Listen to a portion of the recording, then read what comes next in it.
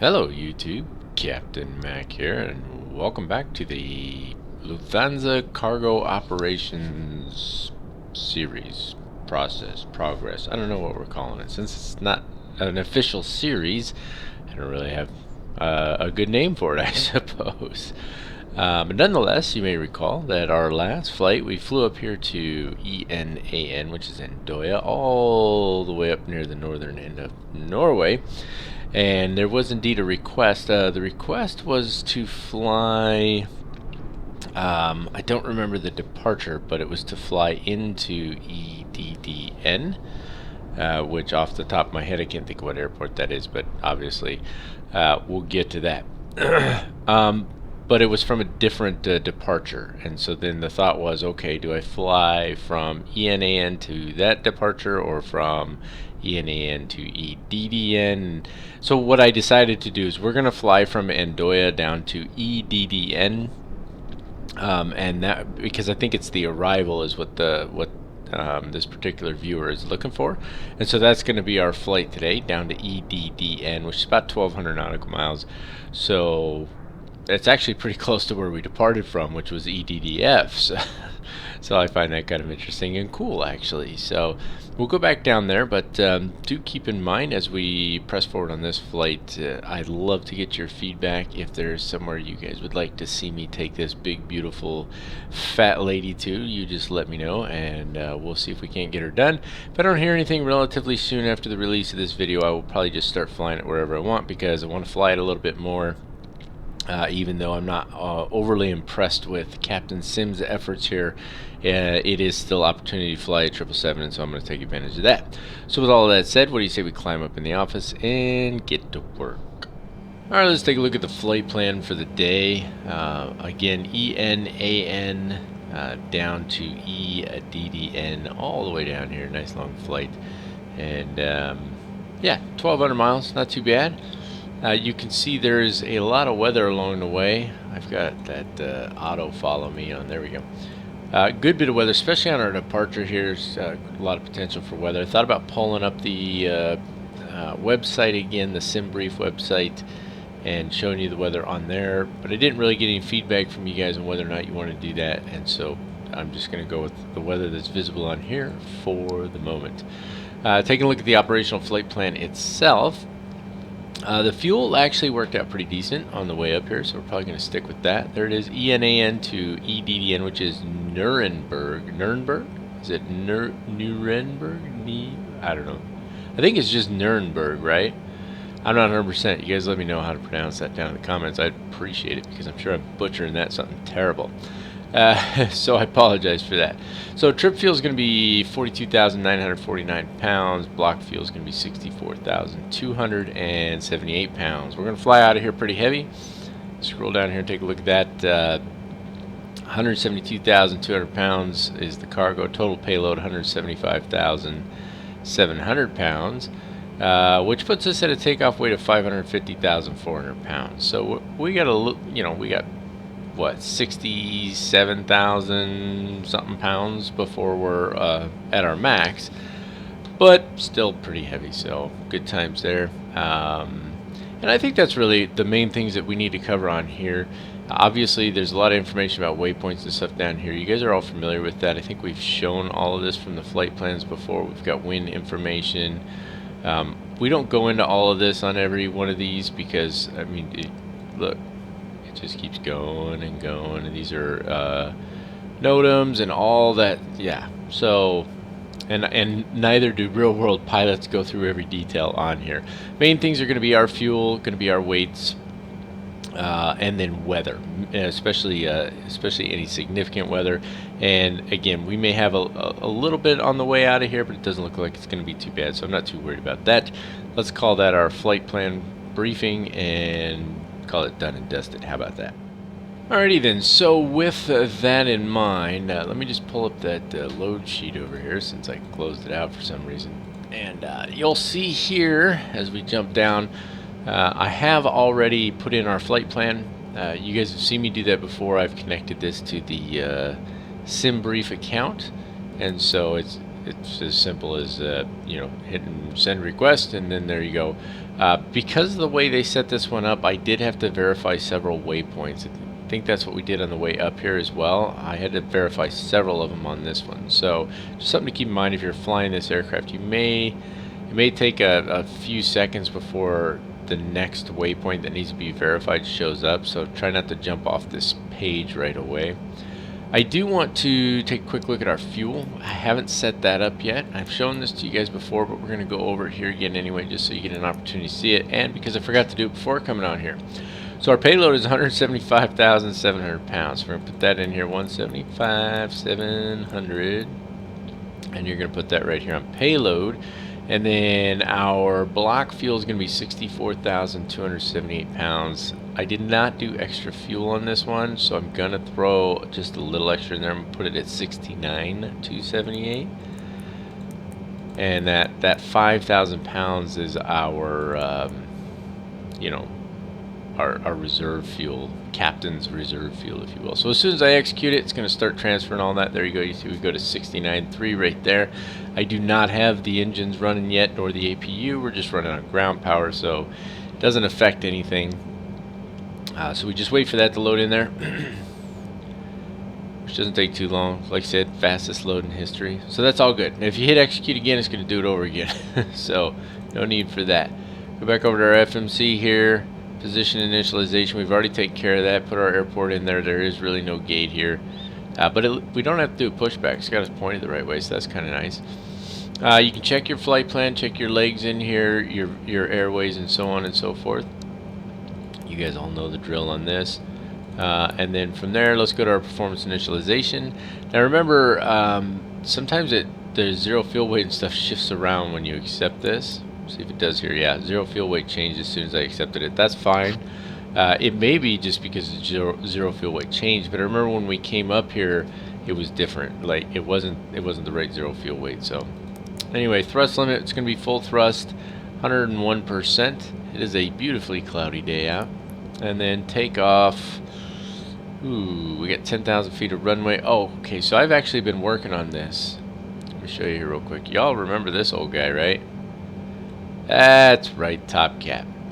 It's yeah, we're not going to go into a lot of detail on Top Cat. It's okay. Don't go buy it. Listen, just don't go buy it. I bought it years ago. Don't go buy it.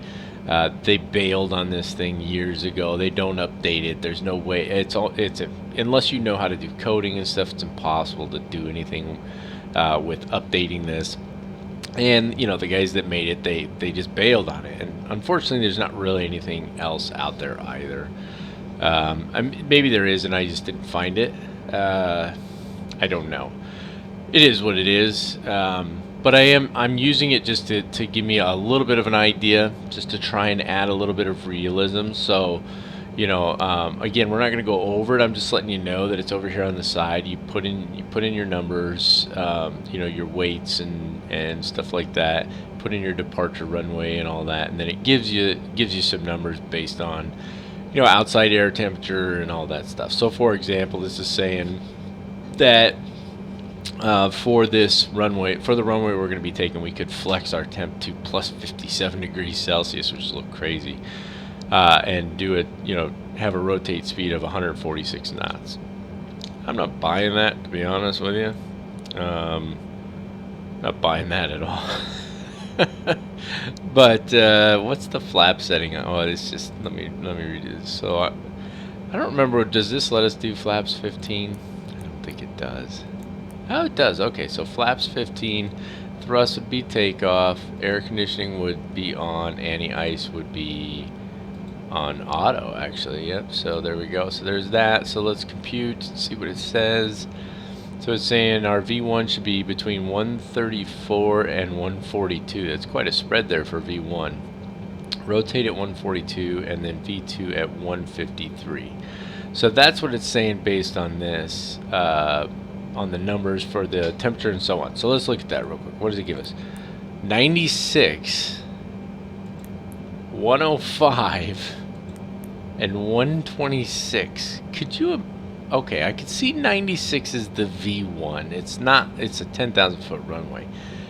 But can you imagine rotating this thing at 105 knots? Honestly, at this point, I'm going to try it.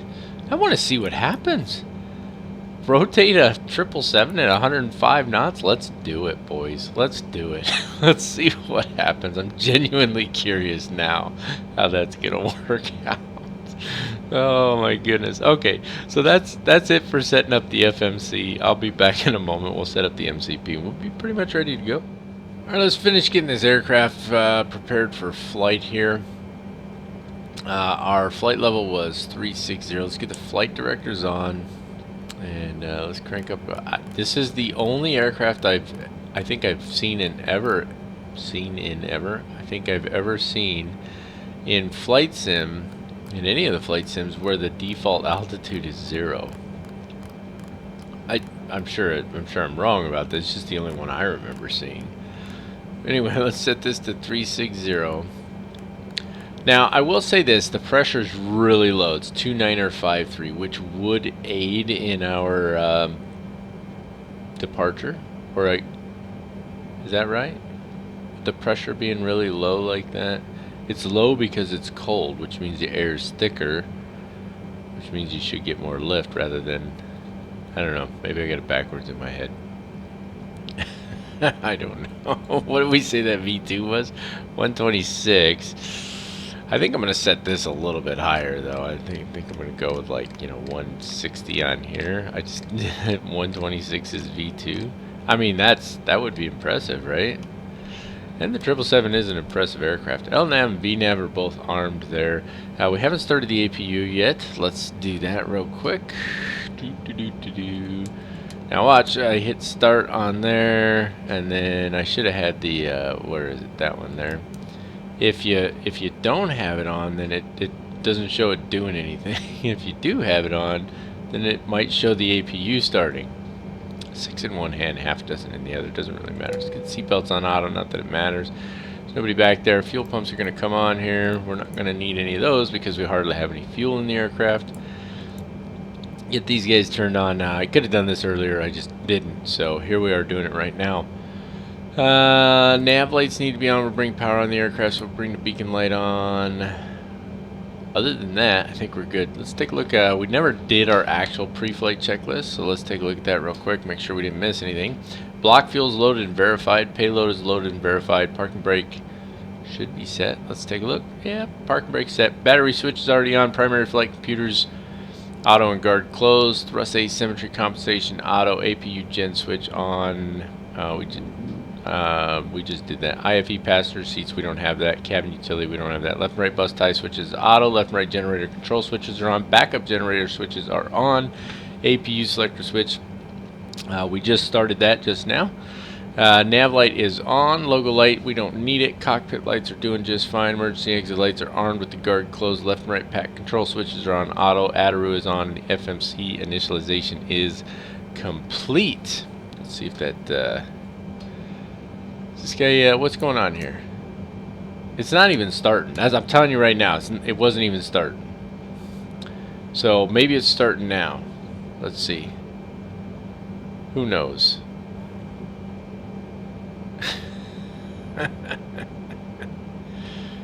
Oh my goodness. Alright, let's press on here. Okay, cockpit preparation. Window heat needs to be on. Click one, you get all of them. See, now it's on all of a sudden. I told you, even though I clicked it to start, it didn't start. Or maybe, I don't know, maybe I didn't click it over to start. Who knows? Window heat's on. Primary left, right engine hydraulic pump switches are on.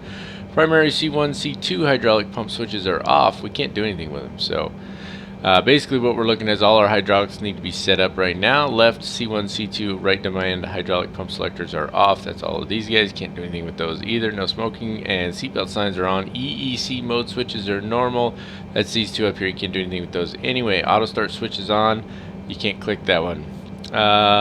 Left forward fuel pump pressure light should be off. All the pressure lights are off because we got all the fuel pumps on. Now we're getting ready to start engines here shortly. Wing and engine anti-ice auto as needed. We're going to go auto on this. I don't know why they set the click spot down underneath here. I find that really hilarious, but there it is. Equipment cooling is auto. Gasper switch is on. We don't have a gasper. Upper lower research. Trim airs are good. Packs are on auto. We're good on those. All the bleed airs should be on there. And then the yeah, those are the isolation valves. These are the bleed airs. That's what I meant to say. Flight deck tip control selector is good. Left and right pack control switch is good. Left and right trim air good. Pressurization panel set. We don't actually do anything with that one. It's auto pressurization. ATIS, there isn't one. FMCs, programmed, MCP, altimeter, blah blah blah. Yep, we got all those in there. We set our MCP. Remember we did that a few minutes ago. Flight instrument set, no flags. Auto brake needs to be set to RTO. That's this one here. Left click that bad boy. Com transponder TCAS set. If we can get it to. That's such a bad view too, isn't it? Let's see if it'll. Oh, wrong one. There we go. What the? What caused it to do that? That was weird. I don't think I've ever had the thing actually flip around on me before. Where is this at? Okay, this is a little guy. 1, 2, 3. You can do the test, but it doesn't work on here, so. Push the recall switch, which doesn't actually do anything on this aircraft, and that is all of our all of our cockpit preparation pre-flight. Okay, I'm going to break away for just a minute. We'll come back, do the before start and start. Alright, this is, in my opinion, taking way too long because I want to get this stuff going. I got stuff I got to do today anyway. Checking the doors. Okay, it used to say they were armed. Now it doesn't say anything, but I know all the doors are closed because I never opened any of them. Put that back on the engines page there. We are on the APU, so we can disconnect the external power at this point. That's these two here because we're on APU Gen. Easy to verify. If things turn off, then you're in trouble. Okay, so we can't do anything with the electric or with the electric demand or the primary electric or any of the other hydraulic pump selectors. They're all in the on or auto position. That's how they were, but you may recall just a couple of moments ago during our cockpit preparation we were saying we can't do anything with those because we were supposed to turn them off. Now we would turn them on. Good times, right? Left and right fuel pump switches are on. We don't need the center fuel pumps. I just had a hiccup there. Seatbelt sign is on. Beacon light is on. Recall switch push. Okay, push. It's not letting me push it, guys. Don't know what to tell you there. This is an auto start in this bad boy, so basically all you're going to do is you're going to click on the engine start selector. We're going to start with, it says engine 1 on here, so let's do it that way this time. So you would have the auto start turned on here, then you would left click this bad boy over to start here.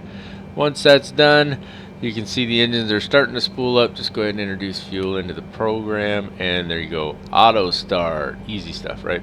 I love the auto start feature. It does make life a little bit easier. So here's what I'm going to do. I'm going to just let this happen, and then I'll be back, and we'll do our really quick taxi brief, and we'll get this bird in the air. Alrighty, folks, as you would expect, our engine start is complete at this point. Two things I want to cover real quick, including, well, three things, because we got to do our after start checklist. So let's do that first. After start checklist. There's not actually a checklist. I don't even have a checklist on here. I just have a before taxi checklist. But the APU can go off at this point because we're on the gens here. You're going to leave that on. If you click this APU gen switch off, you're going to get a warning on your ICUS there. So it's obnoxious. I don't want it there. We're going to put the wing lights on.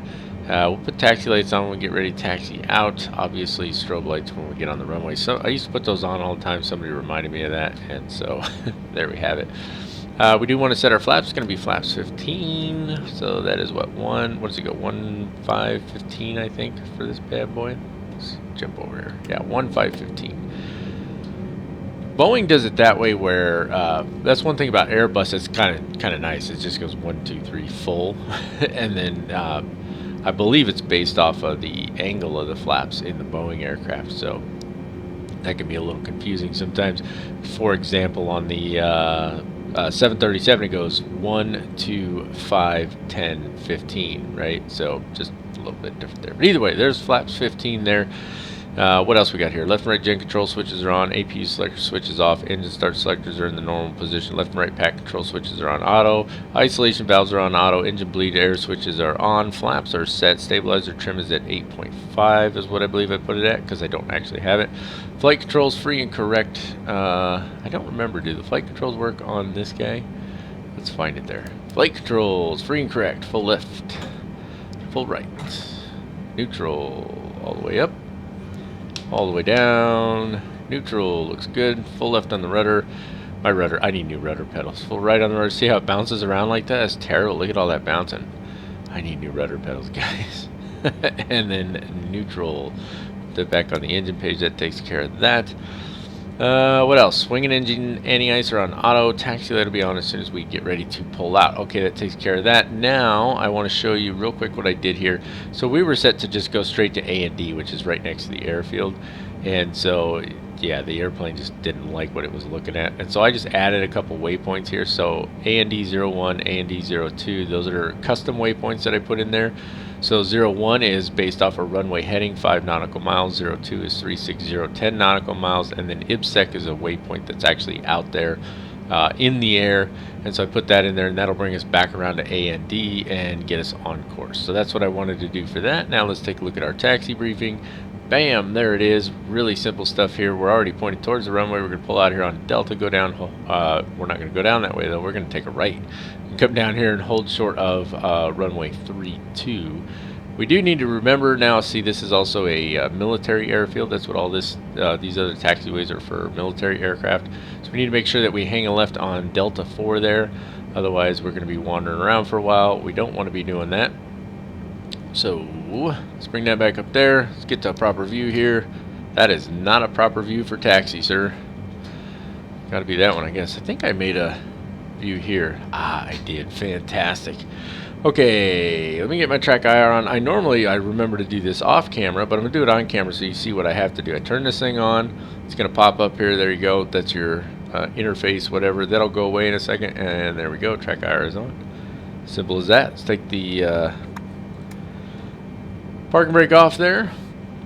Now remember, this sucker moves quick and easy. Like a lot quicker and easier than it should. Like there's a tiny bit of thrust coming in. And there we go. We're off. This aircraft should not move that easily. I mean, we're not, I guess we're not super heavy. We're heavy. We're heavy. It shouldn't move quite that easy. So either way, I'm going to go ahead and taxi out, and I'll either fast forward it for you guys or do some kind of cinematic, but I'm not going to make you sit here and stare at me staring at the taxiway. Alrighty, here we are holding short of the runway. We know this because we got the hold short line and it says runway ahead, which I really like actually. Can't tell I'm in a bit of a sarcastic mood this morning. Not in a bad way, just chill. Anyway, here we are, Delta 4 holding short of runway 32. Let's see, let's arm the auto throttle. Let's put 322 on the heading. Will it do the...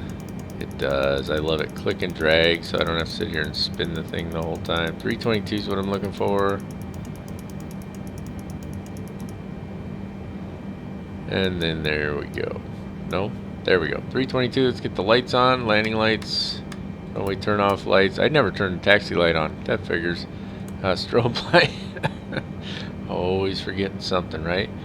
And let's take a look at our before takeoff checklist. Landing lights are on. Strobe lights are on. Auto throttle is armed. LNAV, VNAV are armed. Traffic mode. We need to hit traffic on here. There's not going to be any traffic. Not only would there probably not be much traffic up here, except maybe military traffic, but I think I've got traffic turned off right now. Transponder mode, we already put that to TARA. Let's get out here on the runway.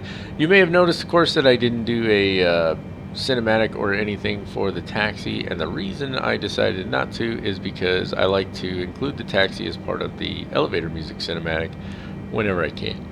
Oh, excuse me, whenever I can, and so I'm going to go ahead and go with that typical practice. See, now it doesn't want to move fast.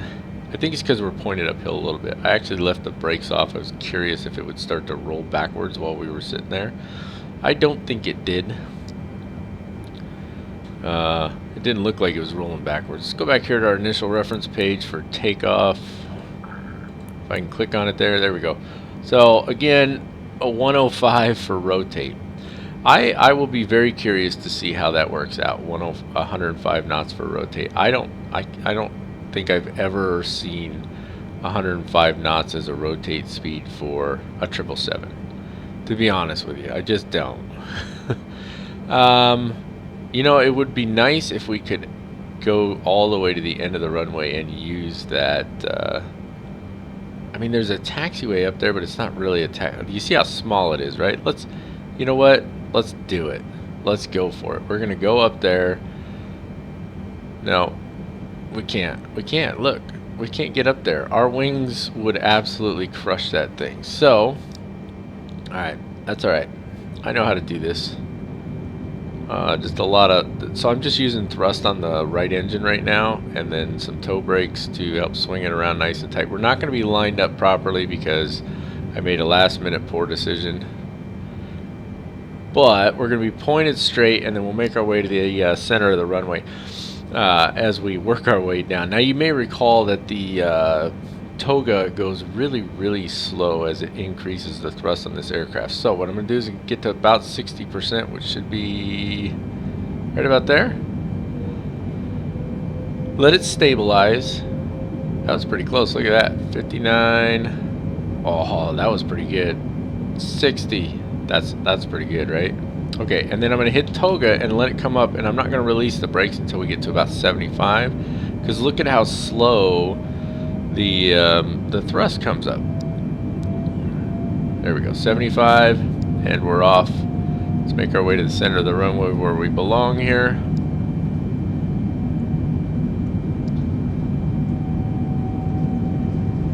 There we go. All right. Let's listen for those call outs. They're really quiet on this aircraft too, by the way. There's rotate. What the heck? There's no way that thing's gonna rotate at that speed. Look at that. Come on. Oh, that's because I got that right rudder in there. Oh, come back over here, baby. Okay, positive rate of climb gear coming up. That was a little shaky on that takeoff, wasn't it? We zoom this down just a wee little bit here. There we go. Boy, those waypoints are really not very close to being where they should be, are they? Okay, let's bring one setting of flaps out of there. So flaps 5. And let's start getting into this climb here. Of course, we're out over the water. Beautiful departure. Absolutely love it. We're going to be in the clouds before you know it, so enjoy the scenery while you can. Start making this left turn just a little bit here. Nice thing about this being out over the water is we don't have to worry too much about our rate of climb at the moment. This thing, the turn rate on the flight dynamics is much slower, I think, than it should be. You're making a hard right now. That's the other thing too, is the FMC, because it's not the real FMC. It's not compensating for the necessity of a turn. We need a little more trim up here. So it's not rounding off those waypoints, right, like it normally would. That was a little too much trim, by the way. Okay, let's go ahead and get the autopilot on, let it do its thing here. Now watch, it's gonna nosedive. Does it every time. Is it gonna go, is it gonna descend? Leveling off is one thing. I don't have a problem with it leveling off. Let's get the flaps all the way up. It didn't descend this time, but it's done that to me many times, so not really a good thing. Alright, let's take a look at our after takeoff checklist here. Let's see. You know what I didn't do? I didn't put auto brakes to RTO. Why is that not on my before takeoff checklist either? It's a good thing we didn't have to do a rejected takeoff, isn't it? Okay, landing gear is up. Auto brakes are off because they stayed off. Seatbelt signs can stay as they are. Transition altitude. We don't have an actual departure, so we're just going to use 18,000 feet because we don't have a published transition altitude. I'm sure it's published on one of the charts. I just don't know which one it's on. And because I guess I was being lazy, I didn't look it up. So landing lights will remain on here a little bit further. I'll get the landing lights off, and that'll take care of our after takeoff checklist. We'll be en route, and that means, ladies and gentlemen, you guessed it, it is time once again for some of that obligatory elevator music.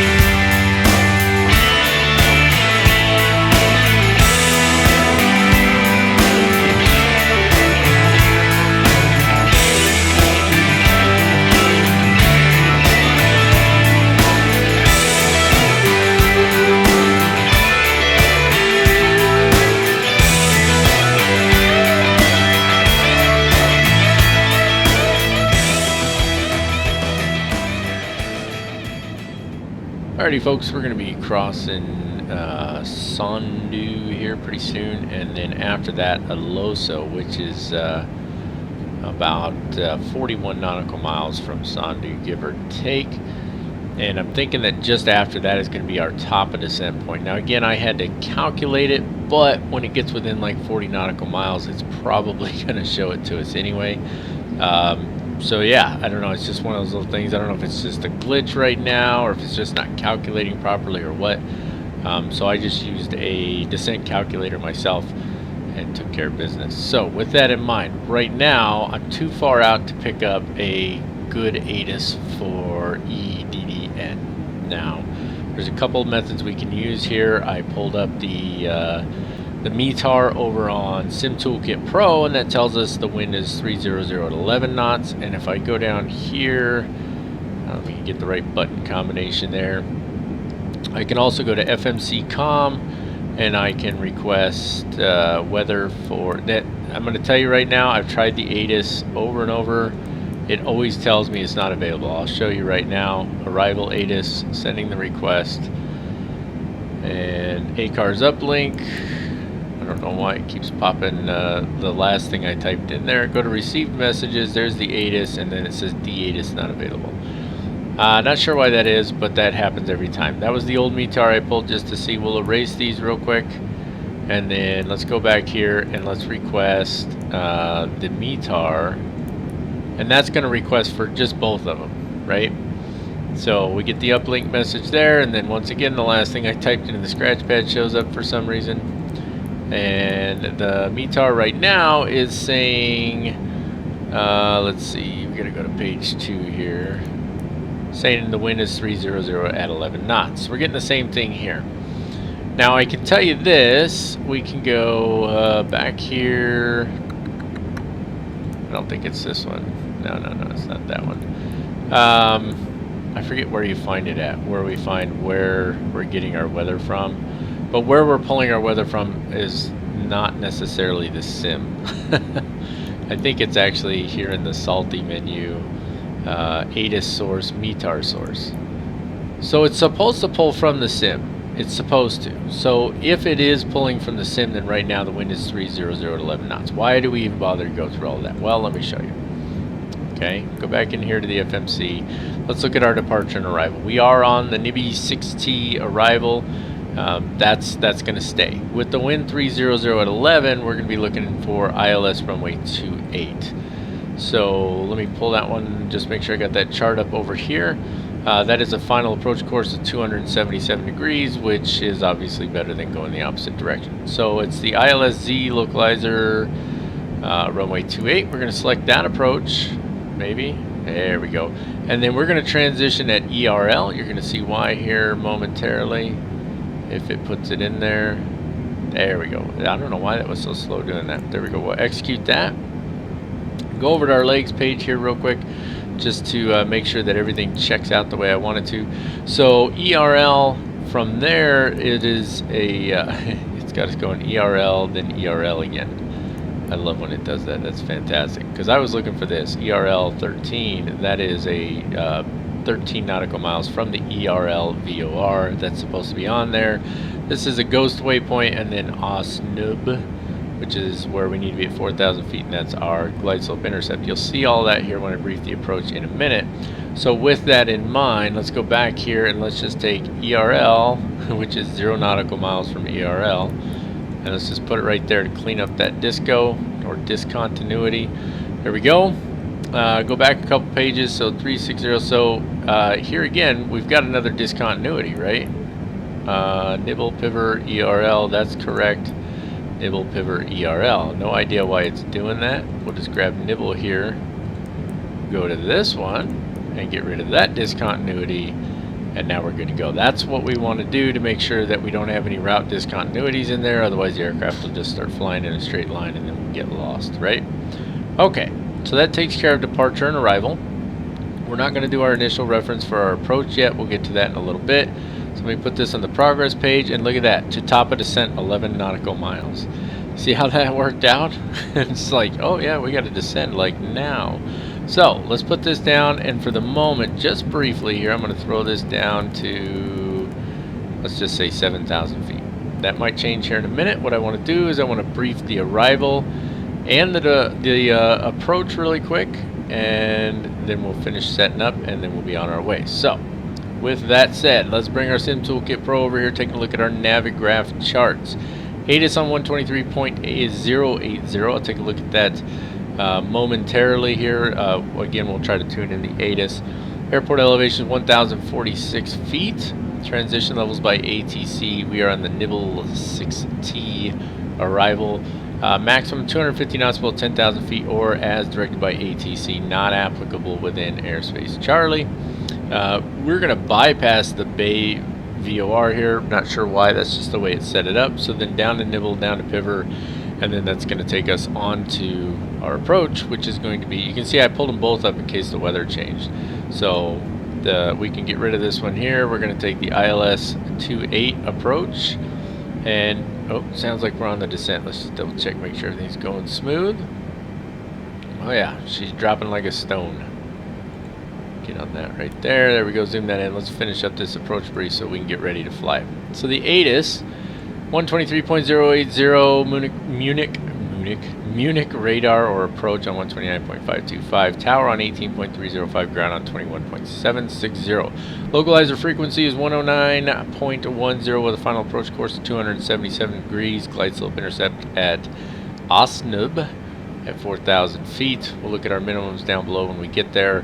Runway touchdown zone and airport elevation are the same, relatively flat. Missed approach procedures: climb on the 277 degree radial for the Nub VOR to 9 nautical miles from Nub, then turn right onto the 313 degree radial inbound to the Nub VOR, climbing to 6,000 feet. And then cross at 9 nautical miles on the 313 radial at 5,000 feet or above. Transition altitude is 5,000 feet. There's some lost comm procedures here. We're not going to be worried about those. You can pause and read them if you'd like to. Another caution over here having to do with IFR profiles within the airspace. There's VFR aircraft in the area. You got to watch out for VFR aircraft that are not under ATC control. We're going to come in out here at ERL. We're going to bang this hard left here at 128 degrees till we get to distance 13.1, and then we're going to swing around to the right to Osnub, intercept both glide slope and localizer, hopefully relatively quickly with one another, and that'll put us onto the glide slope here at Osnub, 9.3 miles out, 277 degrees, and on down and in from there. Pretty straightforward stuff. We've seen this many times. Happy lights on the left-hand side. As far as minimums are concerned, it is clear skies, so we don't need to worry about Cat 3, 2, or 1. It looks like it's just going to be well, I guess it is a Cat 1 landing, right? So it's a Cat 1 landing, so our minimums are going to be at 244 feet. And other than that, nothing particularly special. So we can go ahead and set our altitude because we don't have any other altitude restrictions. I'm going to set this down to 4,000 feet here. Oh, she's descending like a banshee, isn't she? 2,500 feet per minute. So we'll set this to 4,000 feet, and then we also need to make sure we tune in that ILS. I'll show you how to do that really quick. Even though it should go into the FMC because we selected it, but just to make sure, go to your nav radio. There it is, the ILS 28 Zulu, but it does not have our final approach course. So I believe you put a slash first. I may be wrong, but it should be 277 degrees. So 277, let's see if it takes it with a slash. No. I don't know why it doesn't like the slashes on this one. 277, out of range? Oh, what am I thinking? 277 is the course up here. I need to put in the frequency. That's right, the radio frequency is what I'm here to do. 109.10. 109.10. That's what needs to go in here. There we go. And that tunes it in right there. We could also tune in the Nub VOR, which I've actually already done here. This is for the missed approach, the Nub VOR. I put that in there, and that's pretty much it. Other than our initial reference for approach, which we could select that now if we want. Say we're going to go 3147. It might change just a little bit. Something to keep in mind. I did use the top cat on this to give us an idea of our landing distance. We should be just fine, plenty of space, and It's quite a long runway anyway. It's 8,800 feet, 8,850 feet. So we've got a lot of runway to work with. Shouldn't be a problem there. And I think that's about the gist of it, folks. We're already on the descent, so there's really nothing else to do right now except to fly things. Keep an eye on our nav display here. Keep an eye on our other instruments. And then in we go. So with that in mind, let's take a real quick look at our descent checklist. FMC, we verify the arrival and the approach. The flight instruments are set. Transition altitude, we'll set to QNH, which is 3014. And that'll be 5,000 feet. We'll do that. Wing and engine anti-ice auto as needed. I'm just going to leave them on auto. That works just fine. Recall switch doesn't work. Auto brake. Let me look at TopCat. Did it include auto brake in there? I think I have it set as max manual braking. But if we did auto brake 2, just compute that real quick. And that puts our landing distance at 7,604 feet at auto brake 2. And if I float it, then we're in trouble. If I put auto brake 4 and compute that, that puts us at 6,029 feet actual landing distance, and then that leaves us with 2,800 feet on the runway. So we're going to go auto brakes 4 on that. I don't know how accurate that is. Let's be honest. TopCat is its own little thing, right? So there we go. That takes care of the auto brakes. Landing data, VREF minimums has been selected and set. Right now we're looking at flaps 30, 147 knots. And the approach briefing is complete. So with all of that said, I will probably go from nibble straight to ERL because there's no reason to make this turn out and then back. So let's just do that real quick. Let's go from nibble straight to ERL. So we're just going to take pivot out of there. It's probably going to change. You see we're on VNAV speed right now. We're way above. We'll just throw out some speed brakes there. Speed brake extended immediately. Even though it's on VNAV speed, it immediately started increasing the thrust, which just didn't make a lot of sense to me. There's no reason for that, because we need to descend quicker. See, but because, yeah, that just doesn't make sense. But anyway, I'm going to get the aircraft down. I will see you guys back on here shortly when we're starting the approach. Alrighty, folks, we're just past ERL here. I've been fighting with the airplane a little bit. It doesn't want to do what I'm telling it to do. So we're going to see how this goes. A little jump for the track IR, and then we'll center that up here. There we go. So I've taken control of the speed manually because it does not want to meet the speed restrictions that are set in the FMC. That's fine. I'm not going to sit there and hassle with it. So we're flaps 5 right now, and we're headed to our waypoint of 13 nautical miles from ERL, where we start our turn here. You see it's got a top of descent point in there. I don't know that that's going to work. It's kind of weird, actually. So we got to be at 4,000 at Osnoob, I guess is how you say it. And I just don't see us dropping 1,000 feet in that short distance there. So I am also going to take control of the vertical speed and just bring it down nice and easy as we make this transition from here to our 13 nautical mile turn point coming up right here. So ended up coming on just a little bit early, just so that you can see where we're at and what we're doing here. And yeah, that's pretty much the gist of it. So as we're getting ready to come up and make our turn here, I'm going to drop the flaps 15, and then as we get ready to intercept the localizer glide slope. Here's the thing. I gotta be honest with you, I flew this already and the airplane went absolutely freaking haywire. So actually what I'm gonna do here is I'm gonna take control of this by hand before it reaches that turn. Maybe if I can get it there quick enough. Looking for 124. I know this isn't how we normally do it. We're just going to assume we're getting vectors from ATC. Here's what we're going to assume. So let's get it to 124, maybe. There we go. Let's select, heading select. And, yeah. Okay, so let's see if it holds that here. Zooming in and out. I'm just having hassles here. Actually, what I'm going to do is I'm going to go left here. Maybe. Yep, there we go. Alright, we're just going to get kind of a back course going. Not a big deal here. And then I'm gonna swing it around and I'm gonna intercept the localizer. And let me tell you why. Because when I did it a little bit ago, it cut across from here. It cut across this way, and so what it did is it shot way over the top of the glide slope, and then I couldn't get the aircraft down. And then when I was trying to trim it nose down, for some reason it wouldn't trim nose down. And so I literally was holding the yoke all the way forward for the entire approach, and yeah, it was absolute insanity is what it was. So yeah, that was fun. Yeah, I know we got terrain around us and all that, so let's start swinging it around here. We'll just maintain this altitude, and we're just gonna swing it all the way around so that we have a nice intercept angle here is what I'm looking for. So I apologize that, yeah, you know, it's, yeah, there's nothing to apologize for. It just is what it is. It's what happens sometimes, right?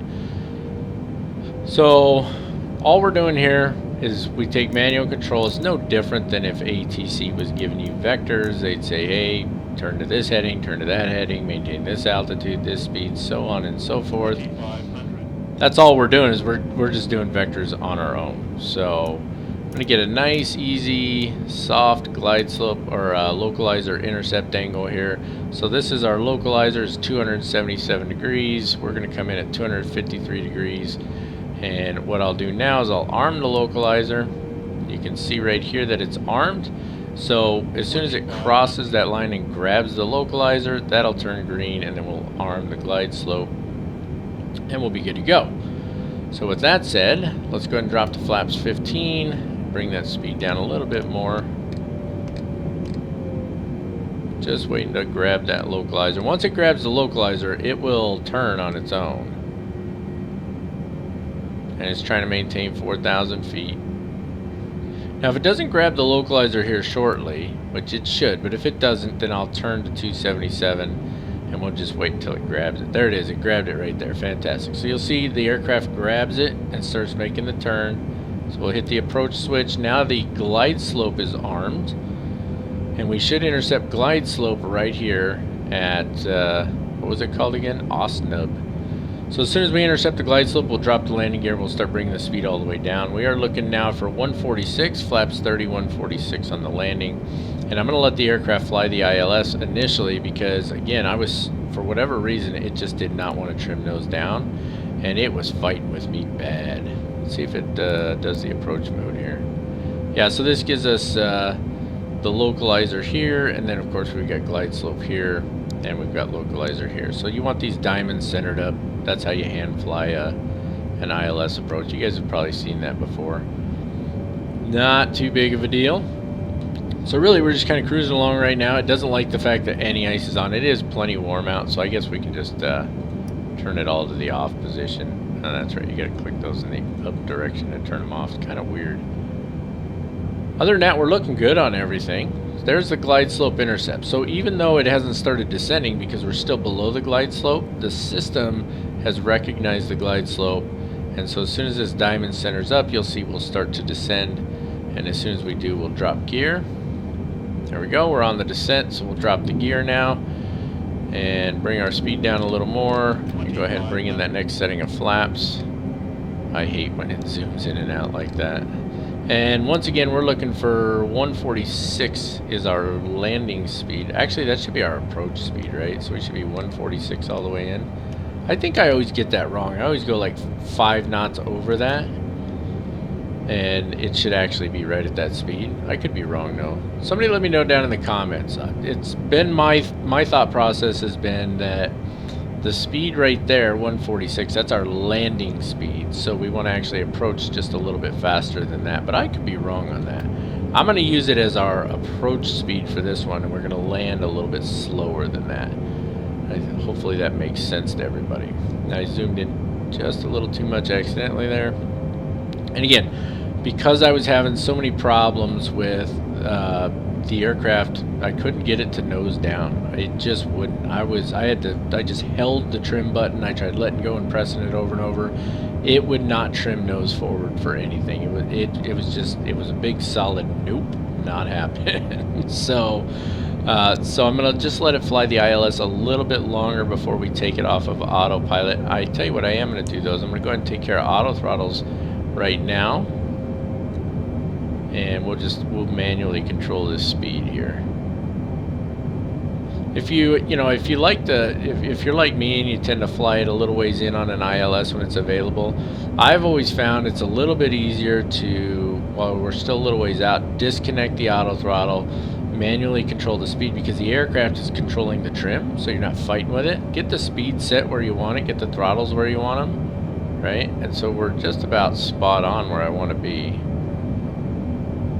And so I want to hold right around there. There's 146. That's probably our outer marker warning there. Let's lower down just a hair. And little tiny movements on those throttles are going to make a pretty big difference. We do have a solid little crosswind. It's going back and forth between about 10 and 12 knots. So we're going to be crabbing just a little bit here. Not too big a deal. And I'm going to take control of the aircraft now, and I'm really hoping that it's going to not give me any hassles here. So there we go. Let's try that again. Autopilot disconnect. There we go. My aircraft. Didn't want to do it the first time for some reason. So we're looking good here. We're descending a little slow in my opinion. So that time, see there, it trimmed nose over. That's what I wanted it to do. I could not get it to trim nose over before. All right. And so I was just literally pushing forward on the yoke, like full forward, and it still wouldn't nose over. The call-outs are so quiet in this aircraft. If anybody from Salty Simulations just happens to watch my videos, when you guys do your next update that involves this 777 from CaptainSim, would you guys do me a huge solid, and we're getting just a little low there. Do me a huge solid and include louder call-outs. I know there's a sound pack that you can get for this. I looked at installing it, and it just, to me, it looked like a lot of a hassle. Let's listen up here. 50, 40, 30, 20, 10. Nice. Reverse thrust coming in. And switch to manual braking. There we go. That was smooth as butter. Minus 137 feet.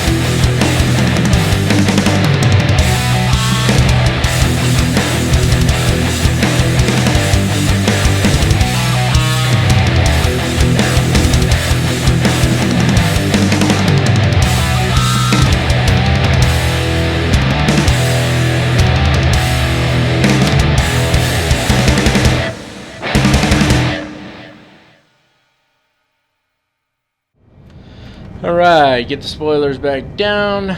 Start bringing the flaps up. We'll take this exit right here. This is an add-on airport. I don't think I mentioned that yet. Get that taxi light on, strobe light off. We'll get the rest of the runway lights off here once we get off the runway. I don't know if I mentioned it yet. This is an add-on airport. It's a freeware add-on. I will, as I've been trying to make a habit of doing, try to remember to put a link in the description for the video down below, because as we come up around the corner here, you will see that this is an absolutely exquisitely done freeware add-on, including the construction that's probably current. You can see there's a tower being built back there. I don't know what's really going on at this airport in the real world, but I gotta tell you, what they've done with this for this add-on is exquisite. Now, I will also add that when you go to the link, read it carefully, because you'll see that there's an add-on from Aorous, an airport add-on from Aorous that is required to make this one work properly. Fear not, that one from Aorous is free as well. No need for me to put a link for that, because the link to that one is provided in the description of the download for this airport here. Hopefully that makes sense. I have no idea why there's an Alaska Airlines 737 here. Actually, I do know why. I really need to do something about my AI traffic. The reason there's an Alaska Airlines 737 is because that's one of the few airplanes that I actually have. So my PMDG 737 Alaska Airlines is one of my liveries. What I need to do is get a livery, a static aircraft livery pack. Look at this airfield, you guys. Look at this thing. There's the construction going on. You got the crane there. And whoever did this, I don't remember the name, but again, follow the link in the description below. You'll find their name down there. What an absolutely gorgeous job you have done on this airfield. From what I'm seeing, this looks absolutely fantastic. So kudos to you, whoever made this airfield. All right, guys. Real quick, let's look at our after landing checklist. Make sure we take care of everything. Landing lights are off, strobe lights are off, taxi light is on. It does say to start the APU at this point, so let's go ahead and do that. APU starting up there. Wing and engine anti-ice are off. Auto brake, we haven't turned it off yet. Oh yeah, it went off automatically when we went to manual braking. Speed brakes are down, flaps are up, transponder mode, or flaps are almost up. Transponder mode to standby. That is this guy right here, all the way over to standby. And that takes care of our after landing checklist. I'm going to taxi in, find a good parking space here, and I'll see you guys back on here for shutting things down. Alrighty folks, we got us a parking space here. I will say up close, some of the add-on textures here aren't looking so great. At a distance, it looks absolutely amazing. Not bad mouthing it, just saying, because I don't think I could do any of this, but probably could clean some of that up a little bit. Maybe it's one of my settings. Maybe I've got my building settings is too low or something like that. You know what I'm going to do real quick? I'm going to pause the video for just a second, and I'm going to look and see. I'm going to crank up my building settings and see if that changes it. Stand by. Okay, so I was already on high for my building settings. I changed it to ultra, and, well, it just looks the same. So, again, not bad mouthing. I have no idea how to do this stuff anyway, but I think that could use a little bit of cleanup, to be honest with you. All right, let's get this thing shut down. Jump up to the overhead here real quick. Make sure our APU is on, which it is. And then we'll jump back down here, shut the engines off, 1 and 2. That takes care of both the engines. I don't know how to connect the jetway unless you use ATC. I'm not doing that. It's just not going to happen. Let's look at our shutdown checklist real quick. We're not going to go through everything on here, obviously, because we're not going to be shutting the aircraft all the way down. We can get wing lights, logo lights, and beacon lights off. Actually, no, beacon lights got to stay on, I do believe. Alright, parking brake is set, taxi light is off, left and right engine fuel control switches are cut off, seatbelt signs can go off at this point, although this is cargo. Actually, why did I park at a gate? It's a cargo aircraft. I didn't even think about it until just now. Well, we don't need a jetway anyway, do we? Because, you know, it's cargo. My bad. I wasn't thinking. Beacon light, I guess, can go off. I parked at a gate with a cargo aircraft. Who's laughing at me? Who was laughing before I even realized what I'd done? One of you was, I guarantee it. Let's see, the nav light stays on. We can't do anything with the hydraulics or anything like that. You know what it was? It's because I wanted to see how everything looked up close and personal. I think that's why I decided to come in here. I just didn't even think about it. I thought, let's go check out these gates. So anyway, that takes care of our shutdown checklist as far as I'm concerned, and that means that's going to wrap it up for this one, ladies and gentlemen. It does actually look pretty funny to have that cargo aircraft parked right there. Like I said, it just didn't even occur to me. I thought, let's check out these gates. I will say some of these textures obviously need some work. At a distance, this thing looks absolutely amazing. I have no idea why it looks the way it does up close. My first assumption would be that it has something to do with my settings, but I honestly have no idea. But the rest of the airfield and the markings on the ground and stuff like that look fantastic. I love the construction equipment over there and so on. And I probably should have parked somewhere over there, you know, where cargo aircraft go. But here I am at a gate, you know, because why the heck not, right? I hope that you guys enjoyed this flight. It was a good time for me. I definitely enjoyed it. I'm going to keep doing these. We're going to depart from here on the next flight. If anybody's got any suggestions, I would definitely be open to those. This flight was actually a suggestion itself, and I'm just double checking on the individual who suggested it here so that I can make sure that I properly give credit where credit is due. But of course I got to dig through my comment section now on my here we go. It was Rory. I'm not even going to try and say the last name because I'll butcher it. I know what it looks like, but knowing me, I'll get it wrong. Anyway, Rory wanted me to do a flight from EGCC to EDDN, which I was all for it, except that we were in ENAN, and so he came back and he said, you know, you could fly it out of ENAN down to EDDN as well. And so that's what we've chosen to do here. So Rory, I appreciate the suggestion. And this flight is for you, sir. So if you have suggestions for a flight that you'd like to see, somewhere you'd like to see us go, especially for this particular series right here, we are currently in EDDN, which is Nuremberg, Germany.